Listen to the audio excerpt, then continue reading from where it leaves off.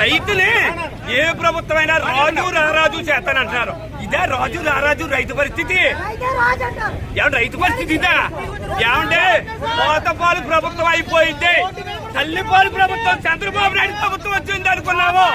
40 రోజుల నుంచి ధాన్యం డబ్బుల గురించి పడిగాపులు పడుతున్నామండి. టెస్ట్ పంట కాపాడే చేయమా పండించడం ఏంటండి పరిస్థితి? ఏమంటే గతంలో మేము అనుకునే వాళ్ళు, నా వయసు 45 సంవత్సరాలు, కోనసీమ అమలాపురం నుంచి మాట్లాడుతున్నాను. రైతు కడుపులు పుడితే కడుపు నిండా తిందాం అనుకునే వాళ్ళు అంటే ఇవాళ రైతులు కడుపులు పుడుతుంటే కడుపు నిండా కాదు కదా, దూడకేసుకోవడానికి కుళ్ళిపోని గడ్డి కూడా ఉండలేదండి. ఏంటారంటే అకాల వర్షాలు వచ్చి కనీసం రైతు పరిస్థితి నాశనం అయిపోతుందండి. రైతులు పట్టించుకోండి.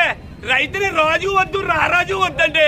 రైతు పండించిన పంట 48 గంటల్లో బ్యాంకుల్లో వేస్తారో, రైతు చేతికిస్తారో. ఇవ్వండి సారు. ఇది వరకు రైతుకి ఏ రోగం ఉండేది కదండి. ఇప్పుడు ప్రతి రైతుకి 45 సంవత్సరాలతో రోగం వచ్చేస్తుందండి. ఎందుకు వస్తుందంటారో చెప్పనా? బాధ, ధాన్యాలు అమ్ముడే ఒక బాధ అండి.